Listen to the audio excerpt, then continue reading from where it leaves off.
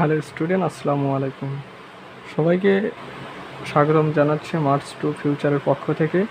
আজকে আমরা শুরু করতে যাচ্ছি দশম শ্রেণীর পদার্থবিজ্ঞান তৃতীয় অধ্যায়টার নাম হচ্ছে বল। আচ্ছা, এই অধ্যায়টা যদি আমরা প্রথমে শুরু করতে যাই তাহলে আমাদের প্রথমে জানতে হবে যে আসলে বল জিনিসটা কি। এখন বল আমরা একটা অধ্যায় নিয়ে পড়বো, বল জিনিসটা কি। এখন বল অধ্যায়টা নিয়ে পড়বো, এই বলটা কি এইটাই যদি আমরা না জানি তাহলে কেমনটা হলো। তাহলে প্রথমে আমাদের জানা দরকার আসলে বল কাকে বলে। আচ্ছা, যেহেতু আমরা বল অধ্যায় নিয়ে পড়তেছি, কেউ তোমাকে জিজ্ঞেস করতেই পারে যেহেতু তুমি বলের অধ্যায়টা পড়ছো, আচ্ছা বল কাকে বলে বলো তো। সেহেতু আমাদের আগে জানতে হবে আসলে বল জিনিসটা কি। আমরা এই অধ্যায়টা পড়বো, সেই বল জিনিসটা কি। বল হচ্ছে, দেখো আমি লিখে রাখছি, যে যা একটি স্থির বস্তুর উপর ক্রিয়া করে গতিশীল এবং গতিশীল বস্তুর উপর ক্রিয়া করে গতির পরিবর্তন করে বা করার চেষ্টা করে তাকে বল বলে। সাপোজ মনে করো, আচ্ছা এটা আমি আবার পড়তেছি তোমাদের বোঝা কারো অসুবিধা হলে।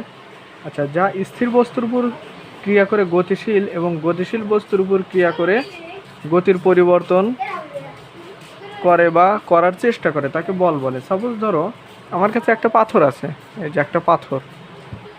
আচ্ছা, মনে করো এই পাথরটা আমি এই যে একে এদিক দিকে বল প্রয়োগ করছি, আমি এখান থেকে তাকে বল প্রয়োগ করতেছি। দেখো এই যে, যদি এটা অনেক ভারী, প্রায় হাফ কেজি ওজন, আধা কেজি। আচ্ছা দেখো, আমি যদি এখান থেকে তাকে বল প্রয়োগ করি, যে আমি তাকে যে ধাক্কা দিচ্ছি, এই যে ধাক্কা, বল প্রয়োগ করে দেখো অবস্থার পরিবর্তন করাচ্ছি, মানে গতিশীল করতেছি আমি। এই যে তাকে আমি গতিশীল করছি। আচ্ছা দেখো, এটাই বলছি, যা একটি স্থির বস্তু, এটা কিন্তু স্থির বস্তু, আমি এটাকে ধাক্কা দিয়ে এই যে আমি গতিশীল করছি। যা একটি স্থির বস্তুর উপর ক্রিয়া করে গতিশীল করে, এই যে আমি গতিশীল করছি। আচ্ছা, মনে করো যে তারপরে বলছে যে গতিশীল বস্তুর উপর ক্রিয়া করে গতির পরিবর্তন করে বা করার চেষ্টা করে। দেখো এই বস্তুটা হচ্ছে গতিশীল, আমি এই বস্তুটা এদিক দিয়ে যাচ্ছে, আমি এই দিক থেকে তাকে বল প্রয়োগ করে এটা এই দিকে দিয়ে দিলাম, মানে গতির পরিবর্তন করে দিলাম। এটা হচ্ছে বল। আমি কি প্রয়োগ করে, আসলে আমি বলের সংজ্ঞাটা তোমাদের মনে হয় বুঝাতে পারছি, যে যা স্থির বস্তুর উপর ক্রিয়া করে গতিশীল করে এবং গতিশীল বস্তুর উপর ক্রিয়া করে গতির পরিবর্তন করে বা করার চেষ্টা করে তাকে বল বলে। আচ্ছা, এই বল আবার দুই প্রকার, ঠিক আছে। একটা হচ্ছে স্পর্শ বল আর একটা হচ্ছে অস্পর্শ বল। আচ্ছা, স্পর্শ বল কেমন, যে দুইটি বস্তু প্রত্যক্ষ সংস্পর্শে যে বল তৈরি হয় তাকে স্পর্শ বল বলে। অবশ্যই তোমরা এটা বোঝা দরকার যে দুইটা বস্তুর প্রত্যক্ষ সংস্পর্শে যে বল তৈরি হয় তাকে স্পর্শ বল বলে। যেমন সাপোজ যে এখানে, যেমন দেখো এই পাথরটাই আবার নিলাম, এই যে আমি এখান দিয়ে বল প্রয়োগ করব তাকে, এখান দিয়ে তাকে আমি এই যে বল প্রয়োগ করতেছি। দেখো তো আমার আর এই বস্তুর মাঝে স্পর্শ হচ্ছে না, এই যে আমি তাকে বল প্রয়োগ করছি, একটা স্পর্শ হচ্ছে। এটা হচ্ছে স্পর্শ বল, যে আমি যে বল প্রয়োগ করব আমার এবং এই বলের মধ্যে একটা স্পর্শ হবে, এটা হচ্ছে স্পর্শ বলের উদাহরণ। আচ্ছা, এখানে দেখো আমি স্পর্শ বলের উদাহরণ দিছি টান বল, আমি একটা বস্তুকে টানছি, এতে আমি স্পর্শ করে টানতেছি না, এটা হচ্ছে স্পর্শ বল। আচ্ছা, সংঘর্ষ বল, এই যে মনে করো যে দুইটা বস্তু, আমি দুটো বস্তু কেমন করে দেখা, এই যে দুটো বস্তু, আমার কাছে আর একটা লাইট আছে, এই দুইটা বস্তু মনে করো যে এই যে তারা যে প্রত্যক্ষভাবে গতিশীল, এই গতিশীলের দিকে তারা এই যে সংঘর্ষ হলো, এই সংঘর্ষ যে হচ্ছে এটা হচ্ছে সংঘর্ষ বল, মানে প্রত্যেকে স্পর্শ করে নাই, প্রত্যেকে স্পর্শ করছে, এটা হচ্ছে স্পর্শ বলের উদাহরণ। আর একটা হচ্ছে ঘর্ষণ বল। দেখো এই যে আমি এই যে এটাকে এখানে যে নিয়ে যাচ্ছি, এর নিচের তলপৃষ্ঠে দেখো কিন্তু এটার সাথে মানে ঘর্ষণ হচ্ছে, সে কিন্তু চাচ্ছে যে সে এদিকে আসবে না, মানে তার ঘর্ষণটা তার বিপরীত দিকে টানছে, এই যে ঘর্ষণ বল, এটা হচ্ছে ঘর্ষণ বলের উদাহরণ। আচ্ছা, তাহলে স্পর্শ বলের উদাহরণ কোনগুলো জানলাম, টান বল, সংঘর্ষ বল এবং ঘর্ষণ বল। আচ্ছা, এরপরে হচ্ছে স্পর্শ বল বললাম, এরপরে হচ্ছে অস্পর্শ বল।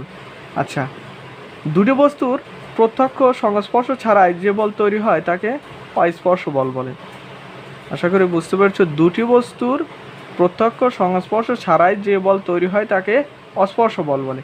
যেমন মহাকর্ষ বল, একটা বস্তু যদি আমরা উপর থেকে ছেড়ে দেই, তার কিন্তু কোনো সংস্পর্শ লাগে না, সে কিন্তু স্বভাবতই নিচের দিকে পড়ে, তার মানে তাকে নিচের দিকে কি কেউ টানতেছে? অবশ্যই টানতেছে, কিন্তু কোনো স্পর্শ করে না, তাকে পৃথিবীর নিচের দিকে অভিকর্ষ বলের কারণে নিচের দিকে টানছে, কিন্তু তাকে স্পর্শ করে না। তো স্পর্শ না করে যে বল নিচের দিকে টানে ওটা হচ্ছে অস্পর্শ বল। আচ্ছা দেখো, আমি নিচে লিখে রাখছি যে অস্পর্শ বলের উদাহরণ কোনগুলো। এখানে দেখো মহাকর্ষ বল, দুর্বল নিউক্লিয় বল, সবল নিউক্লিয় বল এবং তড়িৎচুম্বকীয় বল, এই চারটা হচ্ছে অস্পর্শ বল। তাহলে স্পর্শ বল হচ্ছে যেটা দুটো বস্তুর প্রত্যক্ষ সংস্পর্শে যে বল উৎপন্ন হয় তাকে স্পর্শ বল, মানে দুইটা বস্তুর সংস্পর্শ হবে। আর অস্পর্শ বল হচ্ছে দুইটা বস্তুর প্রত্যক্ষ কোনো সংস্পর্শ হবে না, তাকে অস্পর্শ বল বলে। এখানে দেখো উদাহরণ দিছি। স্পর্শ বল হচ্ছে টান বল, সংঘর্ষ সৃষ্ট বল এবং ঘর্ষণ বল। আর অস্পর্শ বল কি? মহাকর্ষ বল, দুর্বল নিউক্লিয় বল, সবল নিউক্লিয় বল এবং তড়িৎ চৌম্বকীয় বল। আচ্ছা, এরপরে আমরা কনসেপ্ট অনে চলে যাই, জড়তা ও বলের ধারণা। আচ্ছা,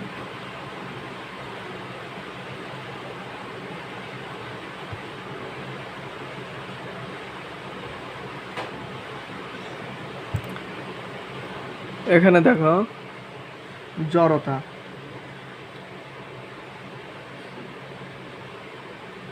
জড়তা ও আসলে আমরা বল তো পড়লাম, এখানে বলের আর আলাদা করে ধারণা দেওয়ার দরকার নাই, আসলে কি জড়তা ও বল। আচ্ছা, এখন জড়তা কাকে বলে?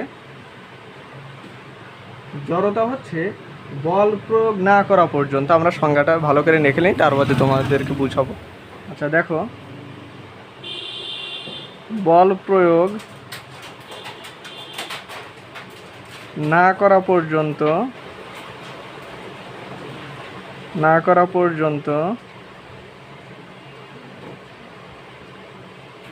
স্থির